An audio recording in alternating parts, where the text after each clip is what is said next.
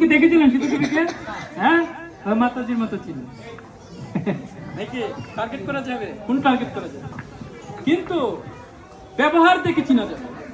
এই জন্য যখন লঙ্কা হনুমান গেলেন, তখন প্রথমে রাবণের যে সেই রাজমহল আছে সেখানে গেলেন। সেখানে গিয়ে দেখেন রাবণের একজন দুজন দাসী বা রানী হলে হয় না, অজস্র অজস্র। আর সমস্ত তার মানে রানী এবং দাসীদেরকে নিয়ে তিনি মাস্তি করেন। সারা রাত ধরে পার্টি হয়। হ্যাঁ, পার্টিটা কিরকম হয় মনে হয়? বুঝতে পারছেন তো? সে পার্টিতে মদ খেতে খেতে একেবারে এক একজন মনে করে মানে বলতে গেলে তাদের শরীরের বস্ত্র সঠিক জায়গায় থাকে না, এলোপাতারি হয়ে শুয়ে থাকে।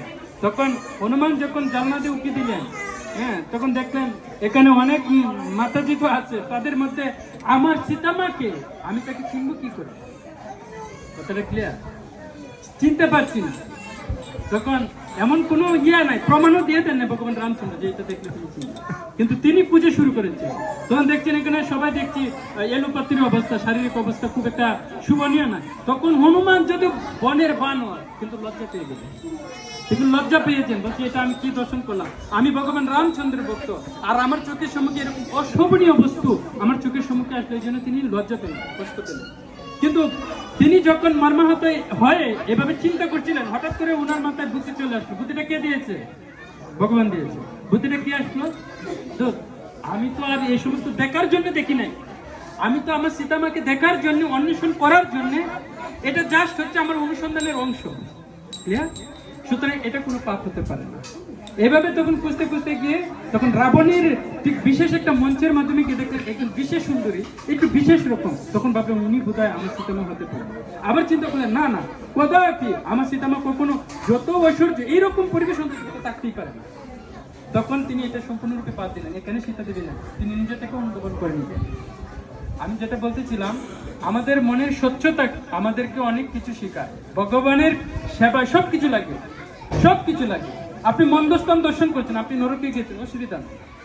আপনি কুলি আছে, বিভিন্ন সুইপার পুট্টি আছে বিভিন্ন জায়গায়, আমরা প্রচার করতে যাই, হ্যাঁ, তখন আমাদেরকে থেকে তারা লজ্জা পায় যে পুকুরে চলে আসে, আমরা এরকম একটা পরিবেশে। তারা অনেক সময় কলসি যে বাংলা কি জানি মদ আছে নাকি বানাই, ঠিক আছে, লজ্জা পায়।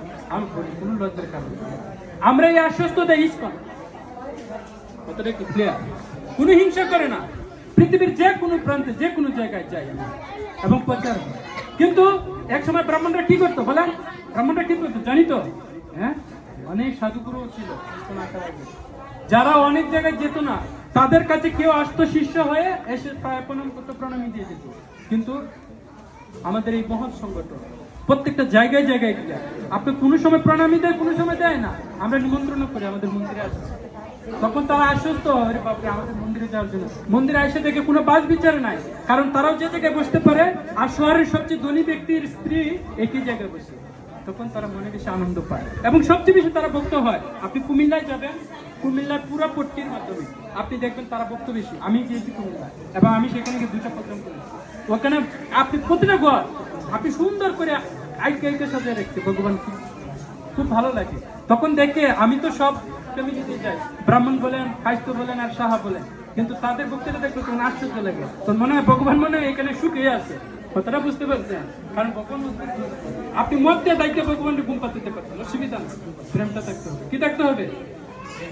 আপনার কুড়ে ঘর ভাঙ্গা ঘর, ডান হাতে খাইতেছেন, বাম হাতে বুক লাগাইতেছেন, অসুবিধা নাই।